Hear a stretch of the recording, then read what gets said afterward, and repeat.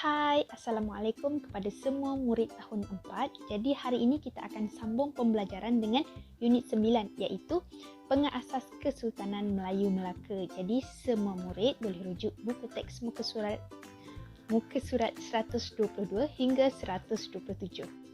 Standard pembelajaran kita hari ini adalah yang pertama 5.2.1 iaitu latar pengasas Kesultanan Melayu Melaka.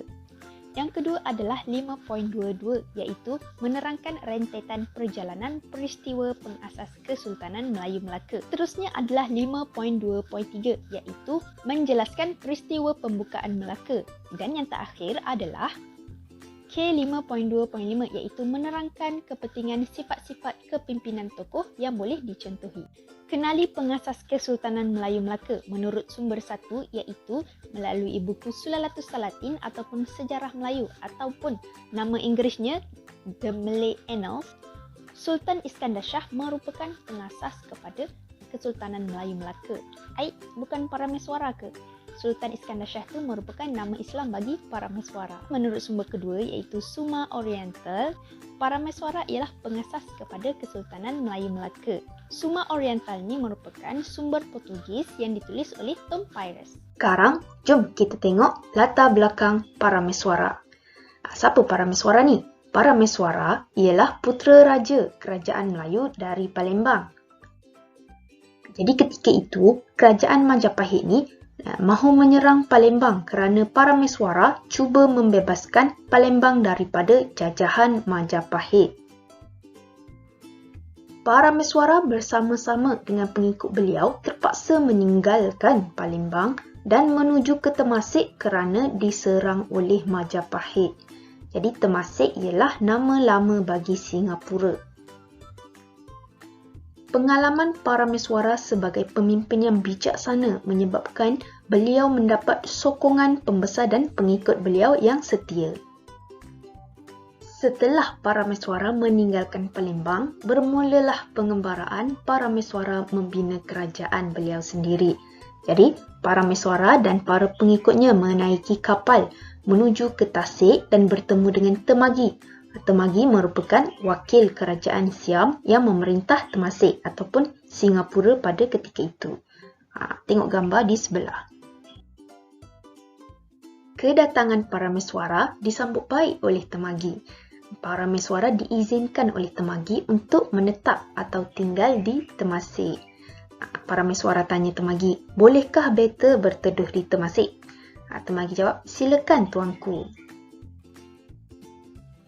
Lepas tu, Parameswara pun terfikir, alangkah baiknya jika beta dapat membina kerajaan di sini. Jadi, Parameswara ni mendapati Temasek sesuai untuk dijadikan kerajaan kerana kedudukan Temasek yang strategik. Jadi, Parameswara merancang serangan ke atas Temagi kerana Parameswara hendak menjadi pemerintah di Temasek. Jadi, dia nak lawan Temagi. Dia nak jadi orang yang berkuasa. Hal ini menyebabkan Temagi telah dibunuh. Cis, berani mereka membunuh Temagi. Beta sebagai pemerintah Siam harus menuntut bela. Hutang darah dibayar dengan darah. Jadi kerajaan Siam menyediakan kelengkapan peperangan untuk menyerang Parameswara di Temasek. Setelah mengetahui serangan Siam, Parameswara berundur ke Muar bersama-sama dengan pengikutnya. Muar tu di Johor. Sesampainya mereka di Sungai Ujong, Parameswara berkata, banyaknya biawak di sini. Beta rasa tidak sesuai tempat ini dijadikan pusat pemerintahan.